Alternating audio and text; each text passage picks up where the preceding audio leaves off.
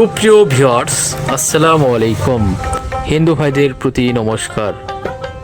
প্রিয় ভিউয়ার্স, আজকে আমি আপনাদের মাঝে যে ভিডিওটি নিয়ে হাজির হয়েছি এটি গাইবান্ধা জেলার গোবিন্দগঞ্জ উপজেলার রাজাবিরাট ঐতিহাসিক ও ঐতিহ্যপূর্ণ মেলার একটি ভিডিও।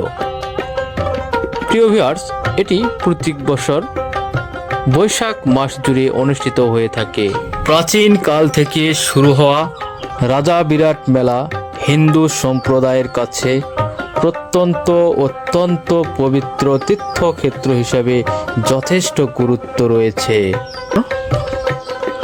দেশ বিদেশের ধর্মপ্রাণ হিন্দু ধর্মাবলম্বীরা এ মেলায় আসেন।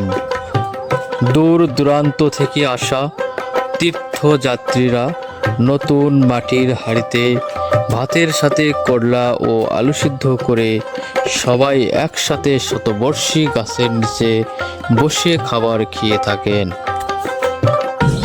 সুপ্রিয় ভিউয়ার্স, বিরাট রাজার রাজ্যে অজন্ম বা দুর্ভিক্ষ দেখা দেয়। এ কারণে অনাহারে অর্ধাহারে মানুষের জীবন ধারণ করা কঠিন হয়ে পড়েছিল। সে সময় রাজ্যের অনেক প্রজা অনাহারে মারাও গিয়েছিল।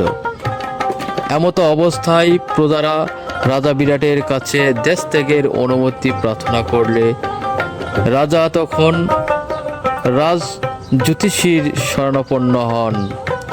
তখন জ্যোতিষী গণনা করে রাজাকে জানান, দেশের প্রজাগণ যদি বিরাট রাজার মন্দিরের সামনে আতপ চালের ভাতে আলু করলা সিদ্ধ দিয়ে হবিষ্যে অন্ন খেলে ধীরে ধীরে এই অজন্ম বা দুর্ভিক্ষ কেটে যাবে।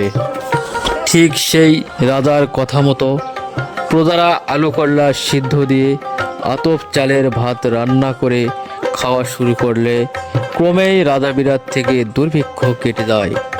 তারপর থেকে প্রত্যেক বছর বৈশাখ মাসের প্রত্যেক রবিবার হিন্দু সম্প্রদায়ের মানুষ রাজা বিরাটের এই মন্দিরের সামনে হবিষ্যে অন্ন খেয়ে আছেন।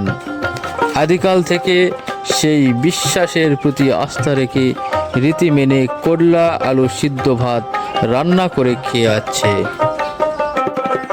যা হিন্দু ধর্মের মানুষদের জন্য গুরুত্বপূর্ণ উৎসব হিসেবে ব্যাপক পরিচিত। সুপ্রিয় বন্ধুরা, রাজাবিরাট মেলা থেকে আজ আমি বিদায় নিতে চলেছি। আজ এ পর্যন্তই। পরিশেষে প্রিয় বন্ধুদের কাছ থেকে বিদায় নিলাম আমি এমডি নাজমুল। সবাই ভালো থাকবেন, সুস্থ থাকবেন, নিজের খেয়াল রাখবেন। সবাইকে অনেক অনেক ধন্যবাদ।